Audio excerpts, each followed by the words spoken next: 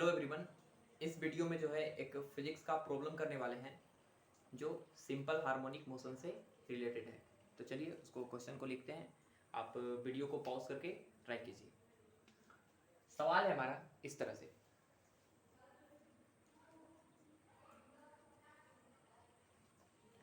यहां पर हमारा एक प्लैंक है।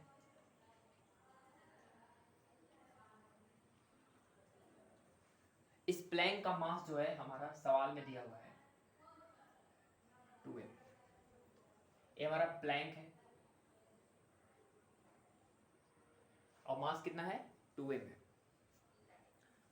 अब हम क्या किए कि इस प्लैंक को छोड़ दिए और इस प्लैंक को जो है हम एक स्प्रिंग के मदद से जो है इस तरह से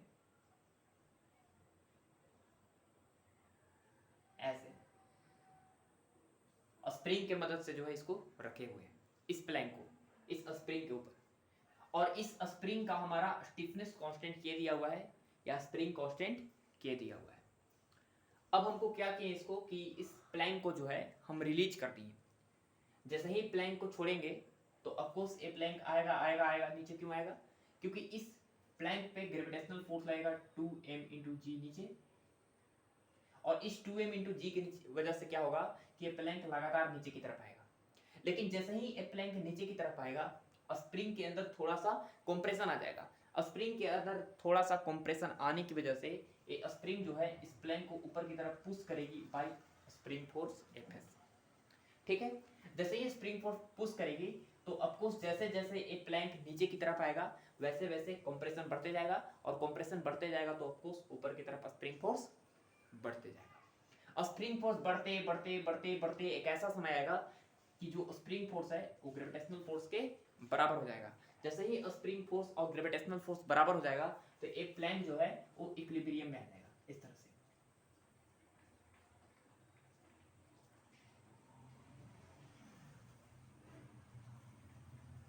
इस तरह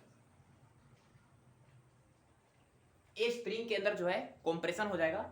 वो कंप्रेशन भी हम निकाल सकते हैं कितना, ऑफ कोर्स यहाँ पे जो x होगा वो किसके बराबर होगा, तो ऑफ कोर्स स्प्रिंग फोर्स जो है ऊपर की तरफ लगने वाला Fs और नीचे की तरफ ग्रेविटेशनल फोर्स 2mc, ये दोनों क्या होना चाहिए, इक्वल हो जाएगा। जैसे ही इक्वल हो जाएगा तो फोर्स ऊपर का फोर्स बराबर नीचे का फोर्स होगा, और इस केस में ये जो प्लैंक होगा हमारा फोर्स कैसा होगा, इक्विलिब्रियम पोजीशन पे होगा। ठीक है, इक्विलिब्रियम पोजीशन पे होगा। और सवाल में दिया हुआ है कि ये इक्विलिब्रियम पोजीशन पे रेस्ट पे हो जाता है, आकर जो है किसमें हो जाता है, रेस्ट पर।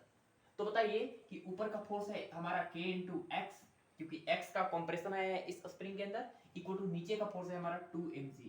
तो हमको कंप्रेशन पता चल गया 2mc/k। कितना पता चल गया, ऑफ कोर्स 2mc/k। तो यहां पर ये जो स्प्रिंग है वो 2mc/k क्या हो गया, कंप्रेस हो गया और रेस्ट पे आ गया। किस पे आ गया, रेस्ट पे आ गया। ठीक है ना।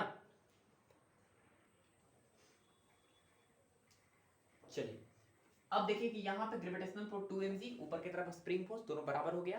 तो जिसकी वजह से इस स्प्रिंग के अंदर जो है एक कंप्रेशन आ गया कितना का, 2mc/k का। अब सवाल एक्चुअल में क्या है समझिएगा।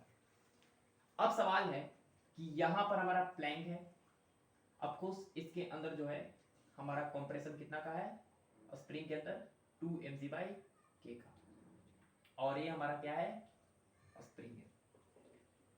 ठीक है, ये हमारा स्प्रिंग है। इस प्लैंक के अंदर कंप्रेशन कितना का है, 2mc/k का। प्लैंक का मास सवाल में ही पता है 2m। ठीक है, अब क्या हुआ कि इस 2mc/k हाइट के ऊपर से एक स्मॉल m मास का ब्लॉक जो है, स्मॉल m मास का ब्लॉक वो t = 0 पे रिलीज किया जाता है। t = 0 पे क्या किया जाता है, रिलीज। ठीक है, t = 0 पे इस जो ब्लॉक है इसको ऐसे क्या किया जाता है, रिलीज किया जाता है। ठीक है ना। अच्छा अब समझिएगा कि जैसे ही m मास के ब्लॉक को हम छोड़ेंगे, स्मॉल m मास के ब्लॉक को, तो ये जो है m मास के ब्लॉक आएगा आएगा आएगा आएगा आएगा और इस प्लैंक के साथ टकराएगा, और टकरा के जो है ये चिपक जाता है। इस प्लैंक के साथ जो है स्टिक कर जाता है, ठीक है। और स्टिक करने के बाद जो है ये स्मॉल एम और ये जो प्लैंक का मास 2m है, प्लैंक और स्मॉल एम जो दोनों जो है वो क्या करने लगते हैं, ऐसे ऐसे एक सिंपल हार्मोनिक मोशन परफॉर्म करने लगते हैं। उस सिंपल हार्मोनिक मोशन का हमको टाइम पीरियड फाइंड करना है, एंगुलर फ्रीक्वेंसी फाइंड करना है, सब कुछ फाइंड करना है। चलिए सवाल अब एक्चुअल में ए है।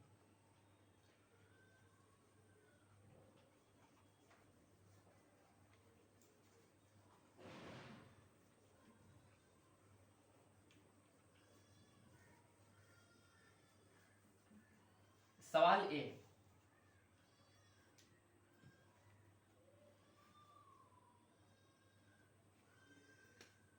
at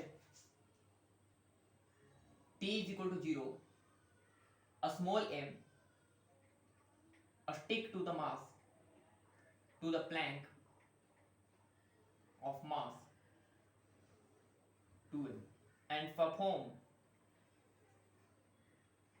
simple harmonic motion। t is equal to 0 पे स्मॉल m जो है वो इस 2m मास के प्लैंक के साथ आके चिपक जाता है, और चिपकने के बाद जो है एक प्लैंक और m मिल के दोनों जो है ऐसे ऐसे ऑसिलेटरी मोशन, आपको सिंपल हार्मोनिक मोशन क्या करने लगते हैं, परफॉर्म करने लगते हैं। सवाल ए है, फाइंड।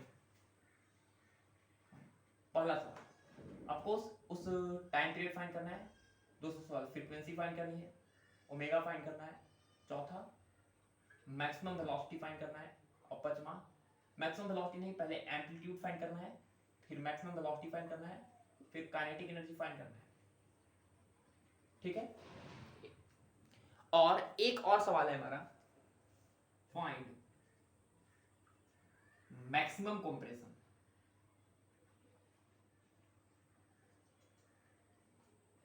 इस स्प्रिंग के अंदर मैक्सिमम कंप्रेशन कितना होगा ये फाइंड करना है। एक लास्ट सवाल 8 नंबर सवाल है, फाइंड द टाइम। टाइम कहां से, जब ये स्मॉल m और कैपिटल 2m जो है वो एक आपस में आके चिपक जाएगा तो उसके बाद से जो है हमको टाइम फाइंड करना है। Find the time when maximum compression in the spring will occur। ठीक है, जब इस स्प्रिंग के अंदर मैक्सिमम कंप्रेशन होगा तो ऑफकोर्स हमारा बताना है कितना समय के बाद जो है ये स्प्रिंग जो है सबसे ज्यादा कंप्रेस हो जाएगा, ये हमको बताना है। चलिए ट्राई कीजिएगा, यही सवाल है हमारा। चलिए बताते हैं, इसको इरेज करते हैं। पहले 200-300 सवाल है उसको आसानी से बना लेंगे हम, क्यों, क्योंकि समझिएगा पहले तो हम ये देखेंगे कि स्मॉल m जो है 2m के साथ चिपक के जो है सिंपल हार्मोनिक मोशन कैसे करेगा, तो अभी बताते हैं, समझिएगा। जैसे मान लीजिए कि a हमारा जो है, ये हमारा 2m मास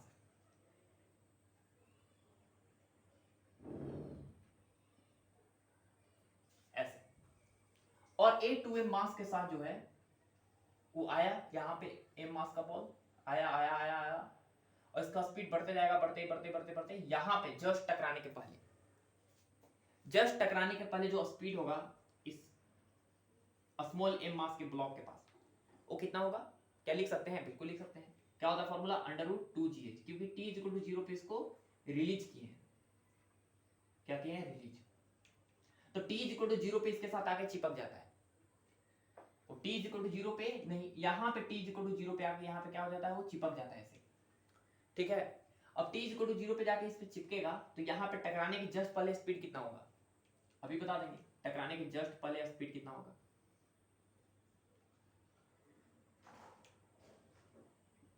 टकराने की जस्ट पहले स्पीड होगा √2gh, h नहीं, यहां से यहां तक का हाइट कितना है, 2mg/k, तो कितना होगा, 2 × 4 mg²/k। जस्ट टकराने के पहले जो है इस स्मॉल m मास की स्पीड कितना होगा, 4 mg²/k। अब क्या होगा सुनिएगा, अब ये स्मॉल m जो है वो कैपिटल m 2m के साथ जो है 2m के साथ ये क्या कर दिया, मिल गया, चिपक गया, और चिपकने के साथ क्या हो गया, इसका मास बढ़ जाएगा। मास बढ़ जाएगा तो ऑफकोर्स आपको पता है कि यहाँ पे रुकेगा नहीं, इसकी वेलोसिटी नीचे की तरफ बढ़ेगी, और ऑफकोर्स टकराने के बाद जो है इसके पास कुछ वेलोसिटी आ जाएगा, कुछ इस तरह का, समझिएगा।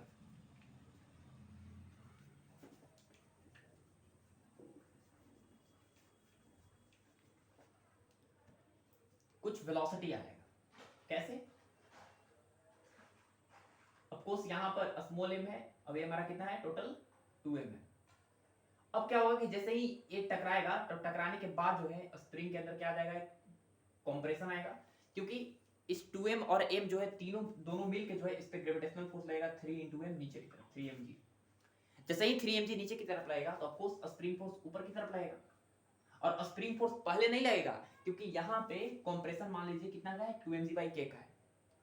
अब क्या होगा कि स्प्रिंग जो है लगातार इसको दबाएगा, क्योंकि यहाँ पे तो इक्विलिब्रियम पोजीशन था, इसके इक्विलिब्रियम पोजीशन था तो यहाँ पर स्प्रिंग फोर्स आप 0 मान सकते हैं इस केस में। लेकिन यहाँ से बाद जो है जैसे ही स्प्रिंग थोड़ा सा नीचे जाएगा,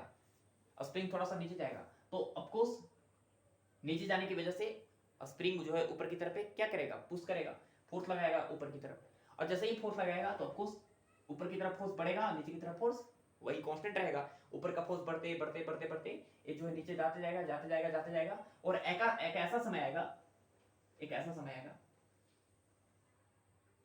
कि ऊपर का फोर्स लगने वाला स्प्रिंग फोर्स और नीचे की तरफ लगने वाला 3mg क्या हो जाएगा, बराबर। और जब बराबर हो जाएगा तो उस पोजीशन को हम लोग नाम देते हैं, कौन सा position, of course equilibrium position.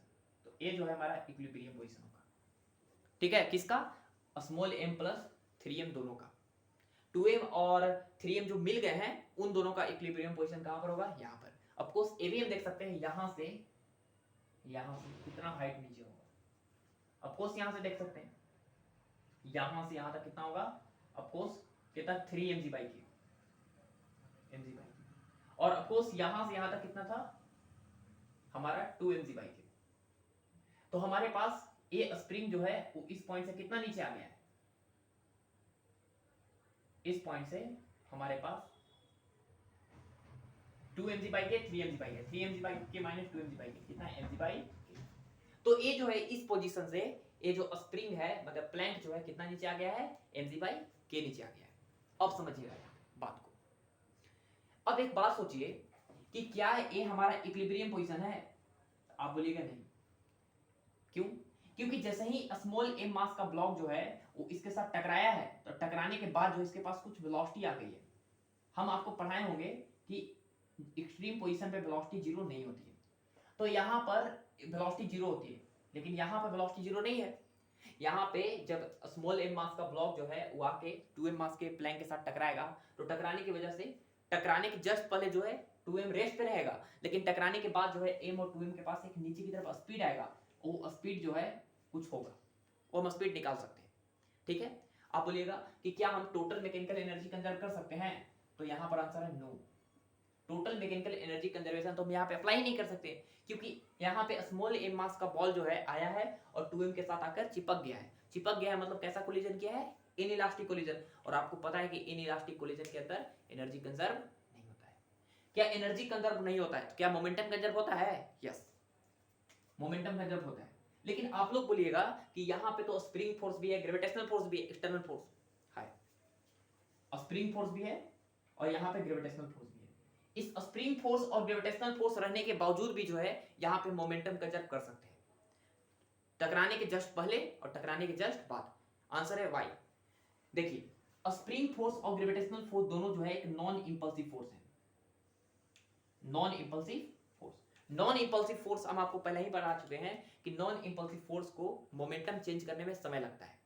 तो ऑफ कोर्स एफएस और एफजी जो है वो एक नॉन इंपल्सिव है, इसलिए इन स्मॉल m मास जब 2m मास के साथ जाके टकराएगा तो उसको मोमेंटम को चेंज करने में समय लगने वाला है। इसलिए टकराने के जस्ट पहले और टकराने के जस्ट बाद जो है हम मोमेंटम में ज्यादा फर्क नहीं आएगा, इसलिए मोमेंटम में ज्यादा चेंजिंग नहीं आएगा, इसलिए हम जो है टकराने के जस्ट पहले और टकराने के जस्ट बाद मोमेंटम कंजर्व कर सकते हैं। तो बताइए कि इनिशियल मोमेंटम इक्वल टू क्या होगा, फाइनल मोमेंटम। इनिशियल मोमेंटम टकराने के जस्ट पहले small m * e equal to टकराने के दोनों जा 2m और m 3m जो है मिलके v वेलोसिटी से नीचे की तरफ भागने लगे। स्मॉल m से स्मॉल m कट गया और हमारे पास वेलोसिटी आ गया u/3। u कितना था, ऑफ कोर्स u निकाल चुके हैं कितना, 4mg² / k 1/3। ये हो गया टकराने के बाद, ये हो गया टकराने के बाद। टकराने के बाद जो है प्लैंक m मास और 2m मास दोनों जो है इस वेलोसिटी से नीचे की तरफ जाएंगे, और ऑफ कोर्स इस वेलोसिटी से जाएंगे तो तो ऑफकोर्स जैसे ही नीचे की तरफ जाएंगे तो स्प्रिंग फोर्स ऊपर की तरफ लगेगा, और स्प्रिंग फोर्स ऊपर की तरफ लगेगा तो लगातार इसकी वेलोसिटी घटेगी, सॉरी वेलोसिटी तो अभी बढ़ेगी। वेलोसिटी क्यों होगा, बढ़ेगा, क्योंकि नेट फोर्स अभी भी 3 mg की तरफ है, नीचे की तरफ ही है, और स्प्रिंग फोर्स ऊपर की तरफ है, लेकिन कंप्रेशन स्प्रिंग के अंदर उतना नहीं है, ठीक है। इसलिए यहां से बोल सकते हैं कि यहां से स्प्रिंग के अंदर कंप्रेशन नहीं है, लेकिन जैसे ही ये नीचे जाएगा, जैसे ही ये नीचे जाएगा तो ऑफकोर्स जो है 3 mg बड़ा होगा, स्प्रिंग फोर्स ऊपर थोड़ा सा कंप्रेशन आएगा तो थोड़ा सा होगा, और जैसे जैसे ये नीचे जाएगा वैसे से स्प्रिंग के अंदर कंप्रेशन बढ़ेगा, स्प्रिंग के अंदर कंप्रेशन बढ़ेगा तो ऑफकोर्स ऊपर की तरफ स्प्रिंग फोर्स बढ़ेगा, ऊपर की तरफ स्प्रिंग फोर्स बढ़ेगा तो ऊपर की तरफ स्प्रिंग फोर्स बढ़ते बढ़ते बढ़ते बढ़ते बढ़ते बढ़ते 3 mg के क्या हो जाएगा, इक्वल, और जहां पे इक्वल होगा वहां पे कैसा पोजीशन होगा, ऑफकोर्स इक्विलिब्रियम पोजीशन होगा, जहां पे ऊपर की तरफ फोर्स लगने वाला Fs और नीचे की तरफ लगने वाला 3 mg क्या होगा, ऑफकोर्स इक्वल होगा। अब देखिए सोचिए यहाँ पे कि यहाँ पे जो वेलोसिटी होगा वो कैसा होगा, मैक्सिमम, क्योंकि हम आपको पढ़ा चुके हैं कि इक्विलिब्रियम पोजीशन पे जो पोजीशन पे पार्टिकल की वेलोसिटी होती है ऑफ कोर्स कैसी होती है, मैक्सिमम होती है। तो यहाँ पे तो वेलोसिटी कैसा होने वाला है, मैक्सिमम। अब समझिए यहाँ पे इक्विलिब्रियम पोजीशन का मतलब है कि नेट फोर्स कितना है, जीरो। नेट फोर्स कैसे जीरो है, क्योंकि ऊपर की तरफ स्प्रिंग फोर्स और नीचे की तरफ 3 mg दोनों बराबर है। अब समझिए, अब जैसे ही ए जो है ब्लॉक, इसके पास वेलोसिटी है नीचे की तरफ, उसकी वजह से ये 3m मास का जो प्लैंक है वो आएगा नीचे। जैसे ही प्लैंक नीचे आएगा तो कंप्रेशन और बढ़ जाएगा, कंप्रेशन और बढ़ जाएगा तो ऊपर की तरफ स्प्रिंग फोर्स और बढ़ जाएगा, और स्प्रिंग फोर्स ऊपर की तरफ जैसे ही बढ़ गया तो अब नेट फोर्स किधर है, ऊपर की तरफ। नेट फोर्स ऊपर की तरफ है तो एक्सेलरेशन भी ऊपर की तरफ होगा, एक्सेलरेशन नीचे ऊपर है, वेलोसिटी नीचे है, ऑफ कोर्स उसका स्पीड घटेगा घटेगा घटेगा घटेगा घटेगा, और उसका स्पीड घटते घटते घटते घटते घटते क्या होगा, एक ऐसा समय आएगा जब इसको स्प्रिंग को मैक्सिमम कंप्रेस कर देगा। क्या कर देगा, मैक्सिमम कंप्रेस कर देगा। अभी बताते हैं, समझाइए, समझिएगा।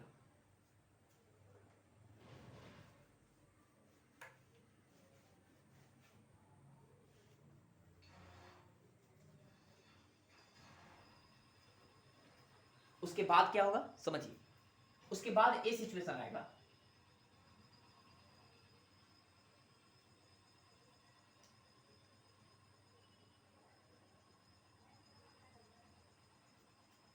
उसके बाद ए सिचुएशन आएगा कि स्प्रिंग जो है वो प्लैंक और थोड़ा सा नीचे जाएगा, और प्लैंक का स्पीड घटेगा घटेगा घटेगा घटेगा घटेगा, और घटते घटते यहां पर क्या हो जाएगा, जीरो।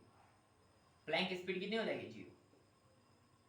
प्लैंक का स्पीड कितना हो जाएगा, जीरो हो जाएगा। और इस समय जो है इस स्प्रिंग के अंदर कंप्रेशन कैसा होगा, ऑफ कोर्स मैक्सिमम होगा। ध्यान से देखिए कि ए वाला जो पोजीशन है हमारा वो इक्विलिब्रियम पोजीशन है, और ए वाला जो है इक्विलिब्रियम पोजीशन है, यहाँ पे जहां पे वेलोसिटी जीरो होता है उसको बोलते हैं एक्सट्रीम पोजीशन। क्या बोलते हैं, एक्सट्रीम पोजीशन। बताइए, ए है हमारा इक्विलिब्रियम पोजीशन, ए हमारा एक्सट्रीम पोजीशन। इक्विलिब्रियम पोजीशन और एक्सट्रीम पोजीशन के बीच के डिस्टेंस क्या कहलाता है, हमारा एम्पलीट्यूड। क्या कहलाता है, एम्पलीट्यूड। तो बताइए कि एम्पलीट्यूड ए हो गया। अब ये जो 3m मास का प्लैंक है, 3m मास का प्लैंक, वो क्या करेगा कि फिर से ए ऊपर जाएगा। क्यों, क्योंकि नेट फोर्स ऊपर की तरफ है, तो ए प्लैंक जो है ऊपर की तरफ जाएगा। जैसे ही ऊपर जाएगा तो ऑफ कोर्स स्प्रिंग के अंदर कंप्रेशन घटेगा, कंप्रेशन घटेगा तो ऑफ कोर्स स्प्रिंग फोर्स घटेगा, स्प्रिंग फोर्स घटेगा, लेकिन नेट फोर्स ऊपर ही की तरफ रहेगा। इसकी वेलोसिटी बढ़ेगी बढ़ेगी बढ़ेगी बढ़ेगी बढ़ेगी बढ़ेगी, यहाँ पे स्पीड फिर से ऊपर की तरफ मैक्सिमम होगा। फिर से जैसे ही स्प्रिंग ऊपर जाएगा तो स्प्रिंग के अंदर इलोंगेशन आ जाएगा, इलोंगेशन आएगा तो स्प्रिंग नीचे की तरफ लाएगा, ग्रेविटेशनल फोर्स नीचे की तरफ आएगा, नेट फोर्स नीचे की तरफ होगा, जिसकी वजह से फिर से उसका स्पीड घटेगा घटेगा घटेगा घटेगा घटेगा, फिर से कितना होगा, जीरो। फिर से जो है ऐसा नहीं है कि यहीं पर आके जीरो होगा, इसका जितना एम्पलीट्यूड नीचे है इक्विलिब्रियम पोजीशन से उतना ही एम्पलीट्यूड ऊपर।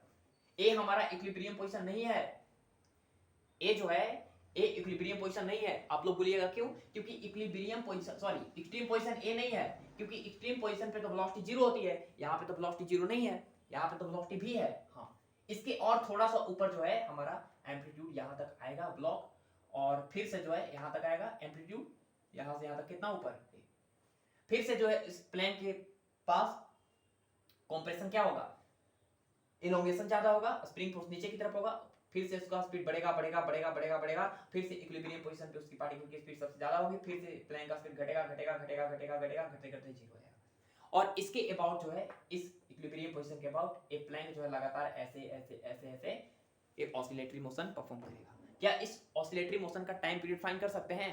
बिल्कुल फाइंड कर सकते हैं। टाइम पीरियड होता है हमारे पास कितना, 2 pi under root m by k. M कौन सा, small m plus capital M by कितना के। ये आपको पढ़ा चुके हैं कि टाइम पीरियड जो है वो ऑफकोर्स ग्रेविटेशनल फोर्स की वजह से है, और ग्रेविटेशनल फोर्स एक कांस्टेंट फोर्स है, इसलिए time period direct 2 pi under root m by k लिख सकते हैं। ऑफकोर्स एंगुलर फ्रीक्वेंसी होता है 2 pi by t, 2 pi by t करेंगे तो हो जाएगा कितना, under root k by capital M plus small m. Capital M plus small m मतलब कितना, यहाँ पे एम और एम मैंने 3m दिया हुआ है, 3m बाई की, सही बात है। 3m मास का जो प्लैंक है वो सिंपल हार्मोनिक मोशन ऐसे ऐसे कर रहा है, के बाई कितना 3m, ठीक है। फ्रीक्वेंसी निकालना है, फ्रीक्वेंसी निकालना कौन सा बड़ा बात है, फ्रीक्वेंसी इक्वल टू होता है 1 बाई 2 पाई, 1 बाई टी ना होता है तो कितना हो जाएगा, के बाई 3। ये हो गया हमारा फ्रीक्वेंसी। 3 सवाल था, कर लिए। आगे चलते हैं, आगे चलते हैं, समझिएगा। हमको एम्पलीट्यूड निकालना है। एम्पलीट्यूड कैसे निकाल सकते हैं, समझिए। हमको जो है इक्विलिब्रियम पोजीशन से, ए इक्विलिब्रियम पोजीशन है, इक्विलिब्रियम पोजीशन से mg का mg बाई के हाइट ऊपर जो है, डिस्टेंस ऊपर जो है, हमको वेलोसिटी पता है। इस इक्विलिब्रियम पोजीशन से mg बाई के ऊपर जो है हमको वेलोसिटी पता है। तो क्या एक ऐसा फॉर्मूला है, सही है, फॉर्मूला है एक ऐसा, क्या है फॉर्मूला अभी बताते हैं। फॉर्मूला क्या है,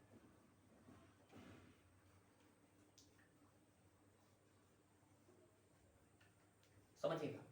वो फॉर्मूला क्या है मैं अभी बताते हैं। इक्विलिब्रियम पोजीशन से x डिस्टेंस दूर पार्टिकल की वेलोसिटी का फॉर्मूला कुछ है, यस है। क्या होता है फॉर्मूला, आपको पता होगा कि वो फॉर्मूला था v equal to omega under root a square minus x square, जहां a होता था एम्पलीट्यूड, v वेलोसिटी कितना दिया है, इक्विलिब्रियम पोजीशन से mg बाई k डिस्टेंस दूर वेलोसिटी दिया a वाला 1/3 under root 4mg square by k। a velocity क्यों लिखे, क्योंकि ये 3m मास का वेलोसिटी है, और 3m मास ही जो है सिंपल हार्मोनिक मोशन परफॉर्म कर रहा है। क्या वो 3m मास का एंगुलर फ्रीक्वेंसी पता है, बिल्कुल पता है। देखिए अंडर रूट कितना है, k by 3m, 3m into under root a square minus x square. क्या x पता है, हाँ। इक्विलिब्रियम पोजीशन से कितना डिस्टेंस ऊपर, mg by k, mg by k height ऊपर, तो स्क्वायर कर दीजिए। तो ये हो गया हमारा, दोनों तरफ स्क्वायर कीजिए, स्क्वायर करेंगे तो हो जाएगा 1/9 4mg स्क्वायर बाई k बराबर हो जाएगा k बाई 3m। इसको स्क्वायर करेंगे तो a square minus m square g square by k square आएगा। यहां से कट कुट कीजिए, कट नहीं होगा, नहीं होगा। चलिए यहां पे थोड़ा सा सॉल्व करते हैं, सॉल्व करते हैं, कितना होगा, तो 3 3 जा 9 हो जाएगा, 4/3 m square g square by k square बराबर a square minus m square g square by k square. इसको इधर लाइए, एम्पलीट्यूड यहां से निकल सकता है, a स्क्वायर बराबर m square g square by k square plus 4/3 m square g square by k square, 3k square plus 4k square माने 7m square g square by 3k square. ये हो गया हमारा a स्क्वायर का value. तो हमारे पास amplitude आ जाएगा कितना, under root 7/3 mg by k। ये आ गया, मतलब ये जो इक्विलिब्रियम पोजीशन है, इक्विलिब्रियम पोजीशन उससे नीचे कितना, नीचे 7/3 under root mg by k नीचे जो है हमारा एम्पलीट्यूड होगा, माने एक्सट्रीम पोजीशन होगा। और एक्सट्रीम पोजीशन से यहाँ तक हमको पता चल गया। तो ये जो प्लैंक है 3m मास का, वो ऐसे ऐसे सिंपल हार्मोनिक मोशन परफॉर्म करेगा। चलिए एम्पलीट्यूड निकालिए। अगला सवाल है मैक्सिमम वेलोसिटी निकालना है। कौन सा बड़ा बात है, मैक्सिमम वेलोसिटी निकालना है, बता देंगे।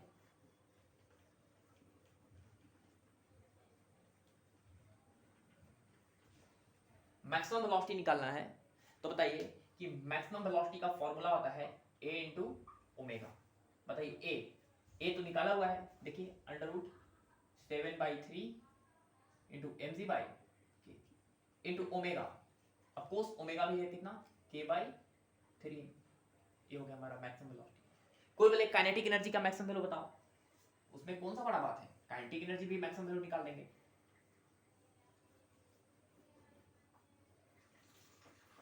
काइनेटिक एनर्जी का मैक्सिमम वैल्यू निकाल देंगे। काइनेटिक एनर्जी का मैक्सिमम वैल्यू निकालना है तो फॉर्मूला होता है 1/2 m इंटू वी मैक्स का स्क्वायर, 1/2 स्मॉल m, नहीं मास है हमारा कितना 3m इंटू वी मैक्स, मास जो है 3m ही ना है, 3m मास का ही ना जो है सिंपल हार्मोनिक मोशन कर रहा है, तो 3m into velocity maximum, velocity maximum हम तुरंत निकाले थे 7/3 mg/k इंटू √k/3m उसका होल स्क्वायर। तो यहां से हमारे पास मैक्सिमम वेलोसिटी भी पता चल जाएगा, सॉरी मैक्सिमम काइनेटिक एनर्जी भी पता चल जाएगा। कितना कितना पता चल जाएगा, सॉल्व कीजिए इसको, इसका मैक्स वैल्यू पता चल जाएगा मेरे पास 1/2 3m into 7/3 m² g² k² into k/3। बताइए एक m से एक m कट जाएगा, हमारे पास एक k से एक कट जाएगा, एक 3 से एक 3 कट जाएगा, और हमारे पास आ गया 7 m² g² 2k, 2 3 जा 6k, ये हो गया हमारा मैक्सिमम काइनेटिक एनर्जी। ठीक है, चलिए ये था हमारा सवाल। आगे चलते हैं, अगला सवाल है मैक्सिमम कंप्रेशन कितना होगा इस स्प्रिंग के अंदर। सिंपल सा बात है, इस स्प्रिंग के अंदर मैक्सिमम कंप्रेशन कितना हुआ, तो बताइए कि शुरुआत में स्प्रिंग यहां पर था, यहां पे, फिर ये स्प्रिंग जो है यहां से चलते चलते चलते चलते चलते यहां पर आ गया, नहीं यहां पे नहीं रुका है, ये आगे और भी गया है यहां तक, यहां तक, यहां से कितना नीचे, एम्पलीट्यूड हाइट नीचे। तो बताइए कि मैक्सिमम कंप्रेशन होगा 3mg/k प्लस a, तो मैक्सिमम कंप्रेशन जो होगा वो होगा हमारे पास कितना 3mg/k और प्लस a, हम पढ़ा चुके हैं 3mg/k प्लस a, कितना था अफकोर्स 7/3 mg/k, हमारे पास यहाँ पे mg/k कॉमन आ जाएगा, तो बचेगा 3 प्लस √7/3, ये हो गया हमारे पास। तो ये होगा हमारा मैक्सिमम कंप्रेशन। ठीक है, मैक्सिमम कंप्रेशन भी देख लीजिए। चलिए आगे चलते हैं, एक लास्ट सवाल है, और एक लास्ट सवाल है,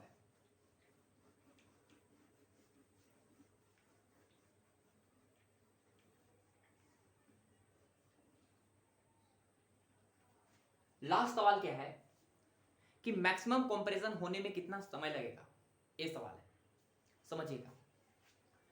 जैसे मान लीजिए कि ये हमारा प्लैंक था, ऑफकोर्स 3m मास का, और ये जो प्लैंक है वो पहले एक्सट्रीम पोजीशन पे आया किसी ना किसी वेलोसिटी v से, पहले कहां पर आया, एक्सट्रीम पोजीशन पे। देखिए यहाँ पे ये हमारा प्लैंक था और 3m मास का v वेलोसिटी से चलते चलते यहाँ पे एक्सट्रीम पोजीशन पे आया, सॉरी इक्विलिब्रियम पोजीशन पे, एक्सट्रीम पोजीशन बोल रहे हैं, इक्विलिब्रियम पोजीशन पे आया 3m मास का ब्लॉक चलते चलते चलते चलते यहाँ पे।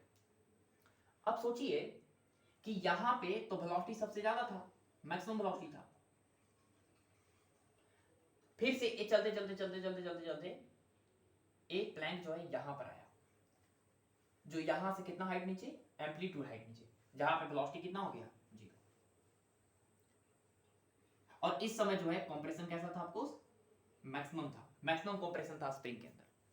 हमको टाइम बताना है जब t = 0 पे जो स्प्रिंग स्टिक किया था उसके बाद कितना समय बाद जो है कंप्रेशन मैक्सिमम होगा, बता देंगे, आराम से समझिएगा।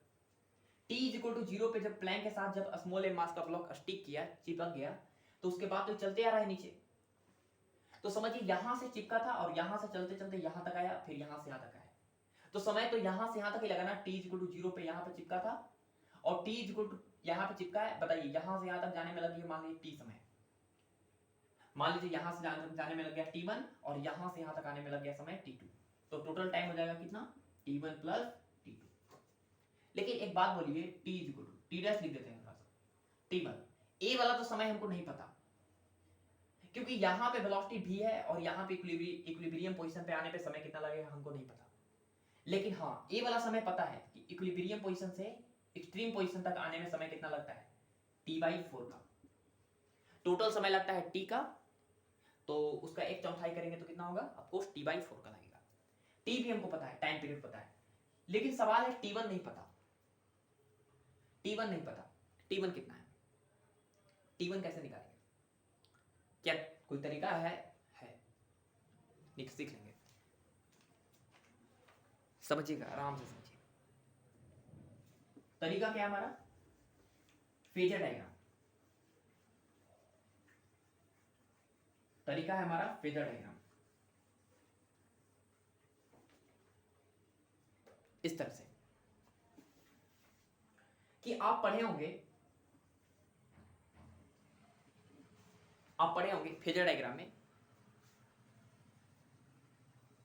कि t इज इक्वल टू 0 पे पार्टिकल के पास वेलोसिटी है कितना v, और वो पार्टिकल जो है वो किधर जा रहा है, मीन पोजीशन की तरफ। आपको दिखेगा क्या होगा, t इज इक्वल टू 0 पे पार्टिकल के पास वेलोसिटी कितना है, v है, और ये पार्टिकल जो है इक्विलिब्रियम पोजीशन की तरफ जा रहा है या मीन पोजीशन की तरफ जा रहा है। तो t इज इक्वल टू 0 पे पार्टिकल यहां पर रहेगा, तो यहां पर तो मीन पोजीशन की तरफ नहीं जा पाएगा, ये तो एक्सट्रीम पोजीशन की तरफ जाएगा। t इज इक्वल टू 0 पे पार्टिकल जरूर यहां पर होगा, तो ये पार्टिकल जो है वो कैसे जा रहा होगा, ऑफ कोर्स इक्विलिब्रियम पोजीशन की तरफ। तो पार्टिकल ऐसे जा रहा है, और हमको पता है कि इस मीन पोजीशन से इक्विलिब्रियम पोजीशन से यहां से कितना डिस्टेंस दूर है, कितना डिस्टेंस दूर है, कितना पता है, x is equal to mg by k distance. यहां से यहां तक का सेपरेशन हमको पता है mg बाई के।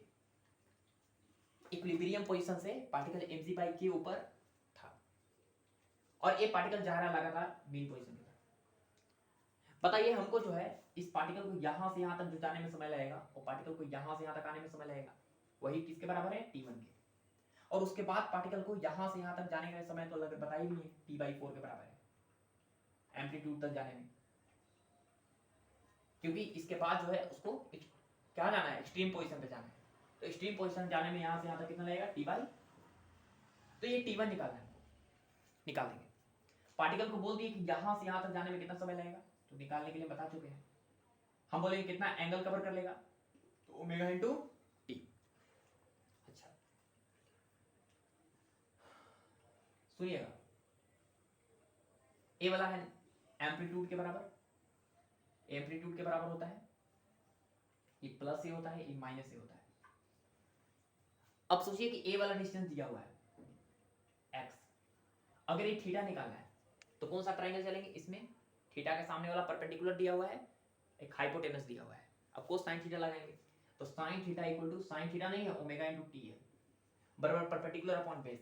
परपेंडिकुलर हमारा x अपॉन बेस कितना है, तो हमारे पास ओमेगा इंटू टी का वैल्यू आ गया sin inverse x upon a. x कितना है, ऑफ कोर्स mg बाई के, और a कितना है, हम निकाल चुके हैं, a 7/3 mg बाई के, a निकाले हैं, पहले ही निकाले थे, mg बाई के कैंसिल हो गया, और हमारे पास ओमेगा इंटू टी का वैल्यू आ गया sin इनवर्स √3/7, 3 ऊपर चल जाएगा तो 3/7, तो t इज इक्वल टू हो गया 1/ओमेगा sin इनवर्स √3/7। ये हो गया हमारा ओ समय, जब पार्टिकल जो है यहां से यहां तक जाएगा, ठीक है, वो ओमेगा पता है तो वहां पर रख दीजिए। तो टोटल टाइम टी डेज जो है हमारे पास आ गया t1, t1 कितना है 1/ओमेगा, ओमेगा हम निकाल चुके हैं कितना था, k/3 √k/3 plus into sin inverse √3/7 plus t/4, इसका 1/4 करेंगे तो t से 1/4 करेंगे तो 2 से 2 बार में कट जाएगा, π/2 √3m/k। इसको थोड़ा सा सॉल्व कीजिए, आंसर आएगा t dash is equal to 3m/k ऊपर जाएगा, 3m/k यहाँ पर भी कॉमन ले लीजिए, तो 3m/k कॉमन ले लिए रूट में, तो यहाँ पर बच गया sin इनवर्स √3/7 और प्लस π/2। तो इतना समय जो है पार्टिकल को लगेगा कहां से कहां तक आने में, ऑफ कोर्स इस जगह से मैक्सिमम कंप्रेशन जब होगा स्प्रिंग के अंदर तब। तो ये था हमारा सिंपल हार्मोनिक मोशन का सवाल, ठीक है, आप बढ़िया से इस वीडियो को देखिएगा, आपको बिल्कुल अच्छे तरीके से समझ में आ जाएगा, ठीक है, चलिए ऑल द बेस्ट।